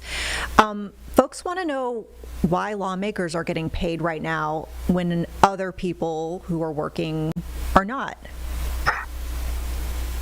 Because they've written the law that way. I mean, you can, because we've had so many shutdowns, they have specific laws, governing how all of this is going to happen during a shutdown. And, I don't know the backstory of that, but, yeah, that's just part of it. And again, some people are getting paid, some people are working without getting paid, some people are not working and will get back pay. I mean, there's just all kinds of permutations to this, honestly, that looked at from the 20,000 foot view are probably not fair. But it's certainly not fair that a fairly small group of Americans is bearing the brunt of the impact from this.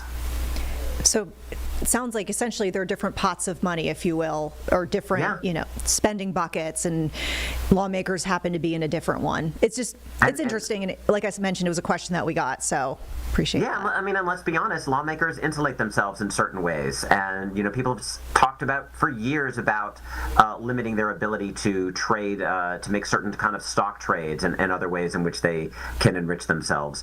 But I want to say on some level, the voters don't care enough about these issues to actually vote anybody out of office for it. And until that happens, if somebody were going to be voted out of office by their opponent saying, look, this person took their salary during the government shutdown while all these other hardworking Americans couldn't, and that would actually cost them a large number of votes, well, then we'd get change. But the truth is, when you've got, I don't know, probably over 90% of Americans simply voting for the R or the D next to the name, and you say, well, I don't love that this guy did it, but he's my Democrat, or I don't love that this representative did this, but she's the Republican representing me, we're not going to get that kind of change. So, I mean, I guess to go back and really maybe just jump off of your last point, but go back to what you mentioned about the kick in the pants. Obviously we had election night. It seemed to be a successful night for Democrats on various levels of government. And I'm just curious how much of a role the shutdown might have played in that, in your opinion. And yeah.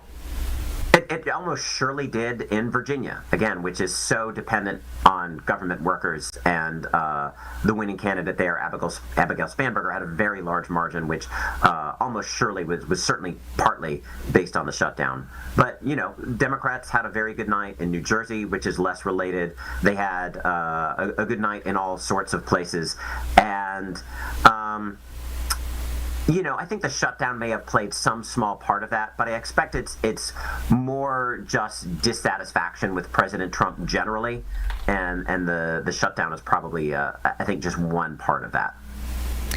So where do you think we go from here at this point? As you mentioned, there are negotiations that are happening, presumably as we speak. I haven't seen any updates saying that they've come out of the room and they've got an update for us, but do you think that there is an agreement that's imminent based on, what you're deducing by watching the headlines or seeing how leaders are addressing the situation or their tone today?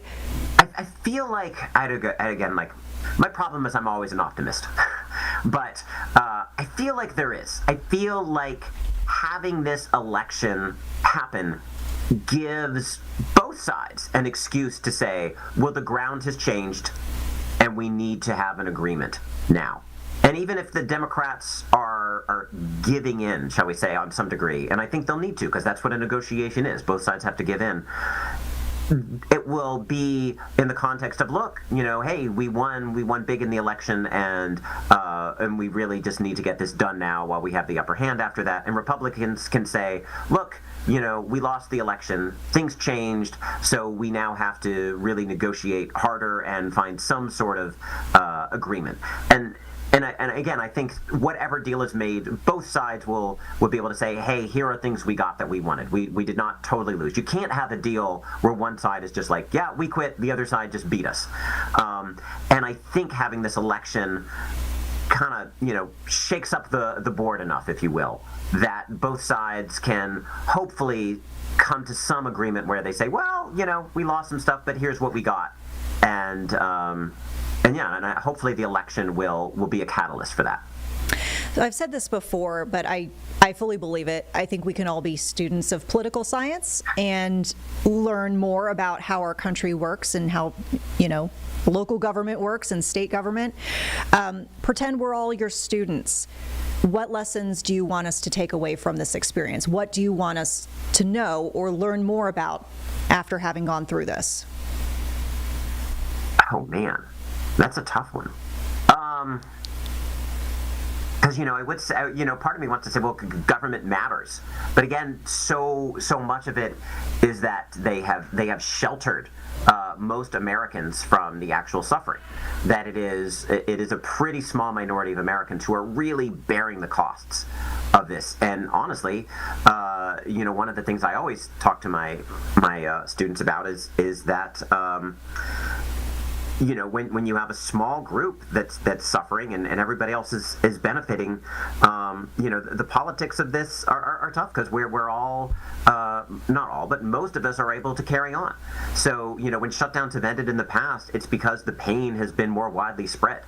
And, if we want this to end in some level, and then I think it will, but if more people were feeling the pain, and in some of the previous shutdowns you did have wider pain, then that led to quicker endings of them.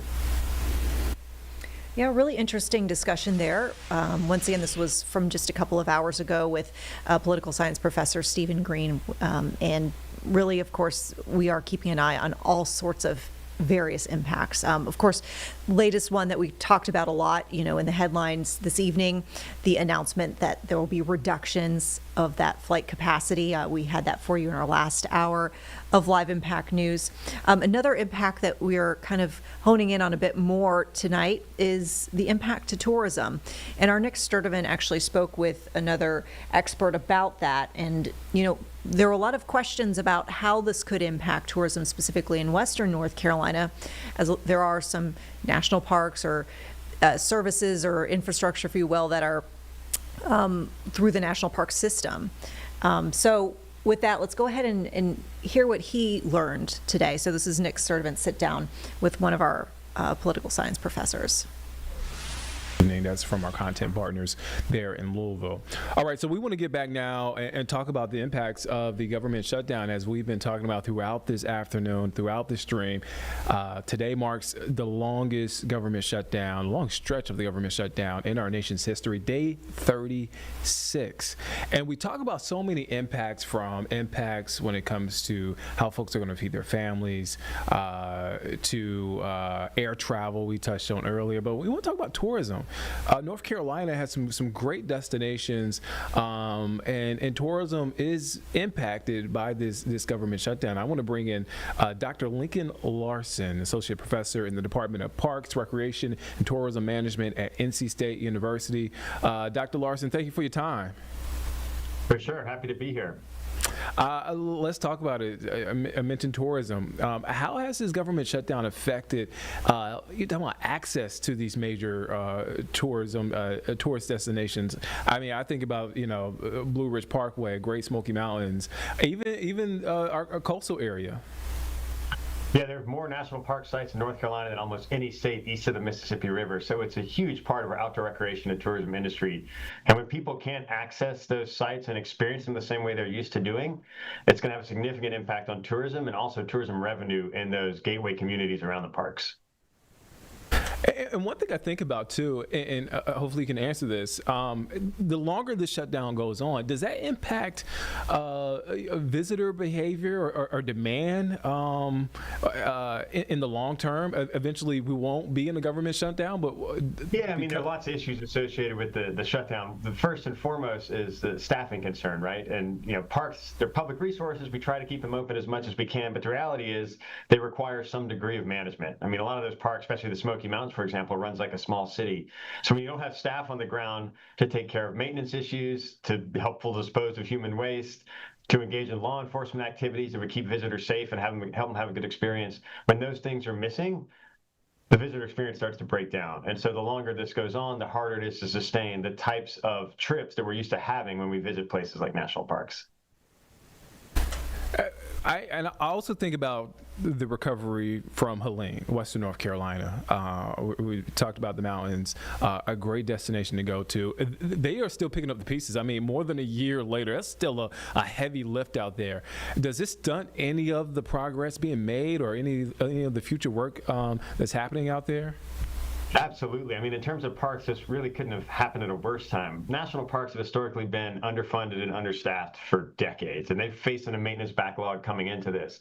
And when you add a shutdown and you take away employees and the revenue needed to continue managing these places, it's going to make it worse. And the efforts to rebuild after Helene, particularly in the western part of North Carolina, this is definitely going to slow that down. And it's going to have negative impacts on tourism in the Asheville area and around there too, as people aren't sure whether or not the places they want to visit are going to be open or not. You mentioned this earlier.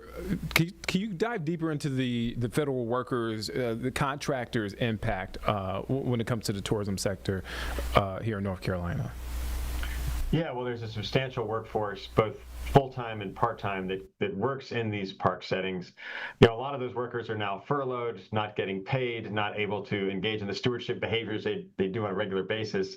And so that impacts not just the parks themselves, but it impacts the lives of those people, right? And their families and everybody else impacted by that. And a lot of people don't realize, too, that because these parks are located in rural areas, tourism is one of the biggest economic drivers in those parts. And when you take that away, and when you take away the revenue generated from people who work in these small towns and work in the parks, that has a significant economic impact. And I think we're going to be feeling the effects of that for a long time, even after the shutdown ends.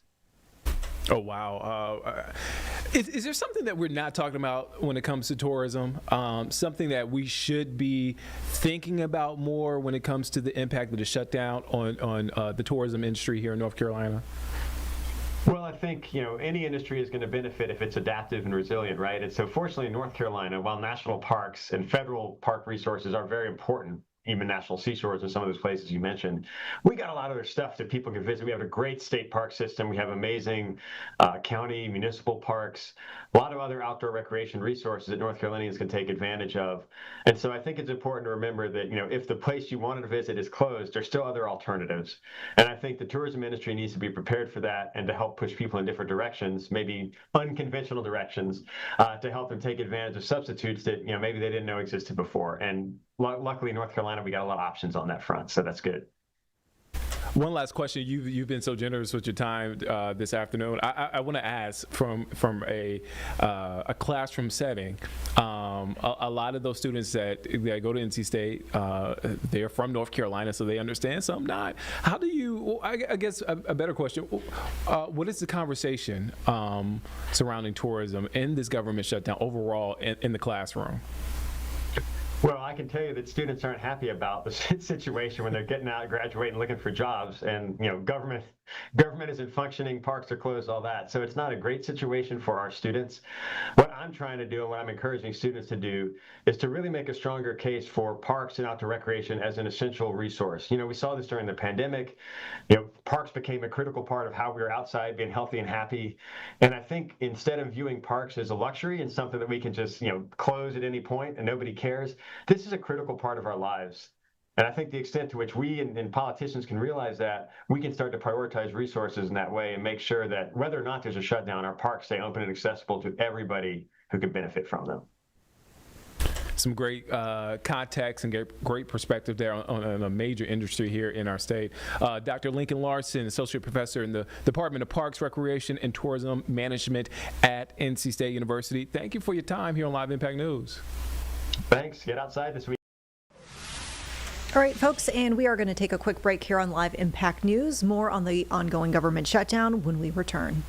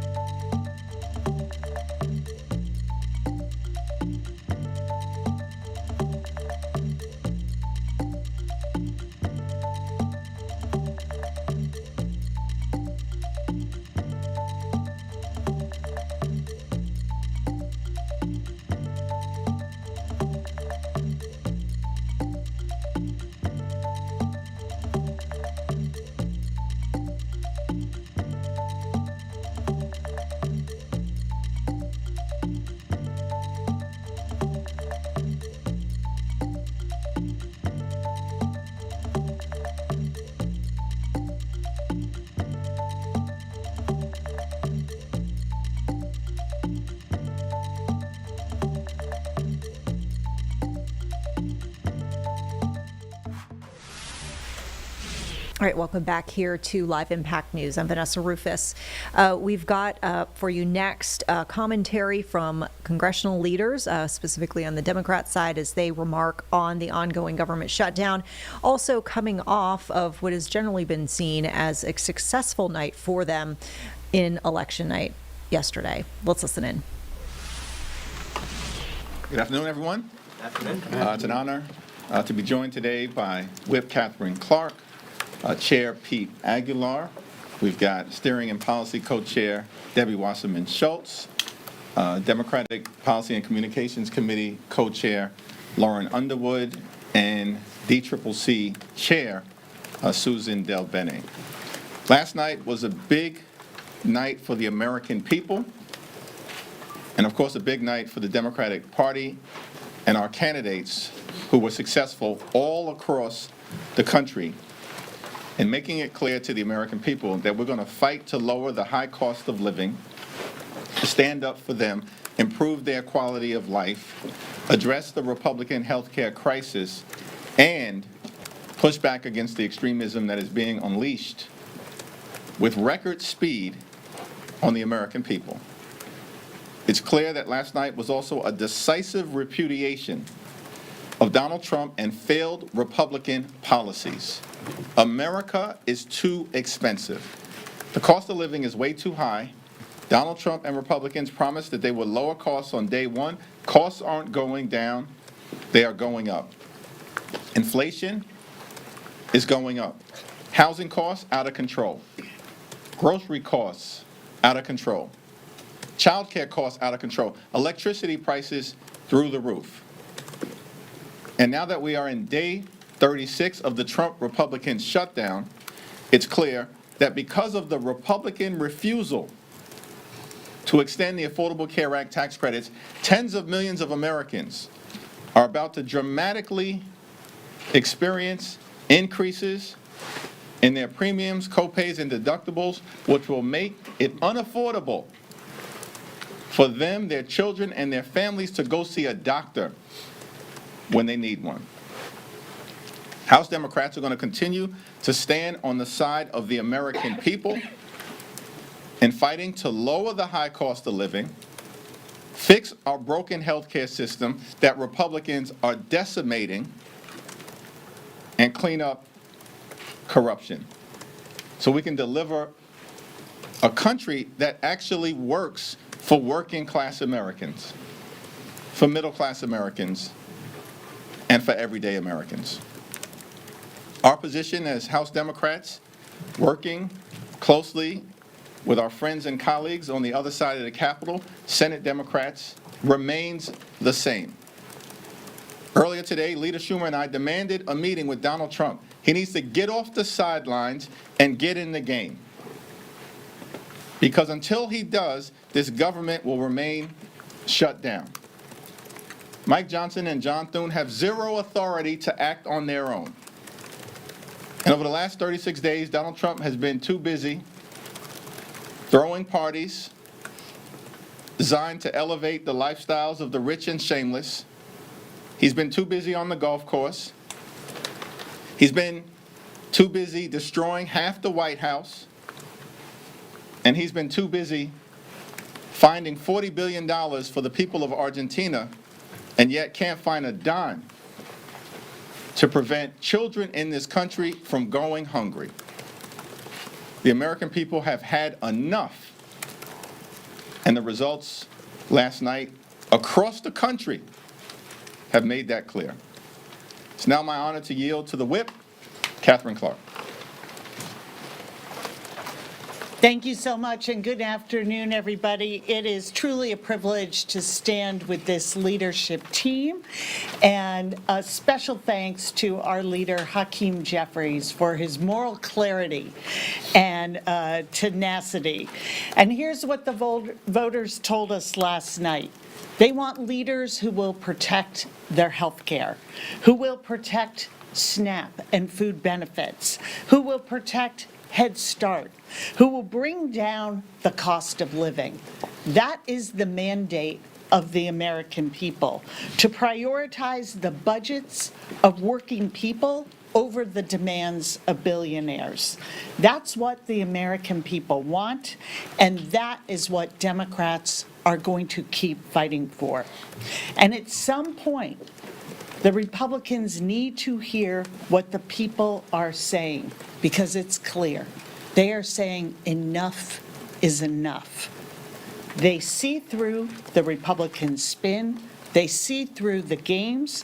They see the last year for what it is, a string of back-to-back broken promises. There is nothing left for the Republicans to do but get back to work. It's not too late to stop these premium hikes. It's not too late to fully fund SNAP and Head Start, Medicaid, Medicare, and the ACA. Our message to the Republicans is clear. Come back to work. Reopen government. Stop cowering and start governing. And I am glad to turn over the podium to our partner in governing, our chairman, Pete Aguilar. Thank you, Whip Clark. There's no doubt about it. Americans rejected the Trump agenda in red districts, in blue districts, and in purple districts.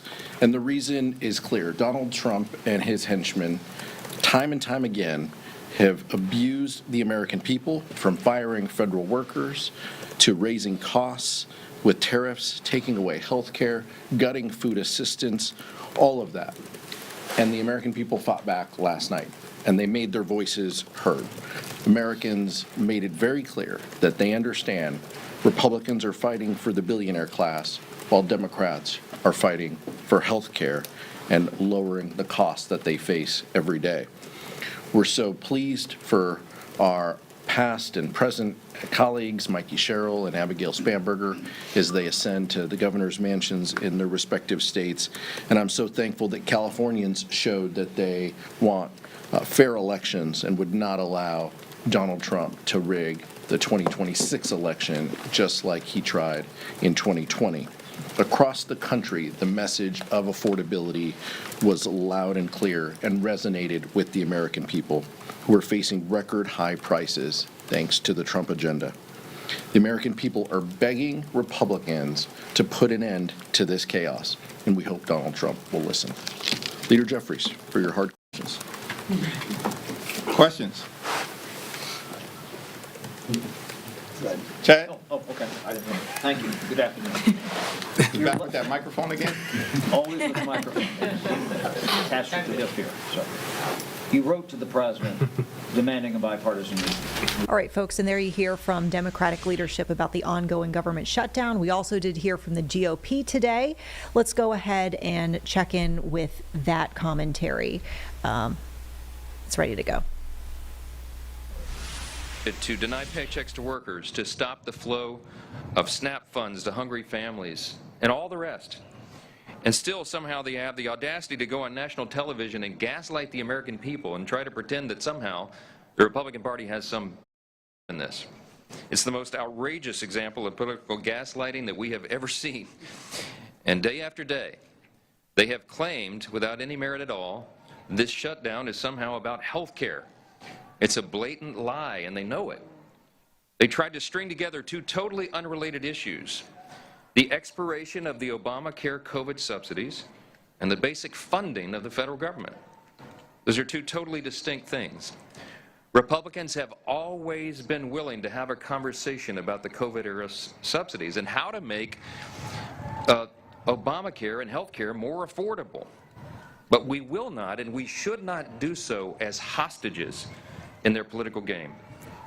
It was in no way necessary or appropriate to shut down the government in order to have bipartisan discussions about the subsidies. The reality is the Democrats could have avoided all of this chaos and all the pain, everything they've inflicted on American families, by simply voting to back the clean, nonpartisan continuing resolution, the 24-page simple document, just as they did 13 times under the Biden administration. They could have passed that 47 days ago. After the House did it, we did our work and sent it over there. And we would have had all these negotiations and continued. I'm going to wrap this up and tell you Again, why? The big question is why? Why would the Democrats have the audacity to do this? As we summarized so simply yesterday, and we will do so every day, they are motivated out of fear. The Democrats shut down the government out of fear. They have never been more afraid at any point than they are right now. They know, as we all do, what their own polls show. The leadership of the Democratic Party is the most unpopular with members of their own Democratic base. And we saw that in the elections last night. The old guard is desperately trying to use this shutdown to show the radical Marxist wing of their party that they can look tough to President Trump. That's because the new power center of the left isn't the moderates. It's the AOCs and the Bernie Sanders and the Mamdanis of the party. It's the activists who believe capitalism is evil, who disdain the founding principles of their own country. They claim that the salvation of our nation will be brought about by bigger government and more bureaucracy. Look what happened in New York City last night. For the first time in American history, an avowed, openly proclaimed socialist has been elected as the mayor of America's largest city. Zoran Mondani is without a doubt the biggest win for socialism in the history of the country, and it is the biggest loss for the American people. He is truly a committed Marxist.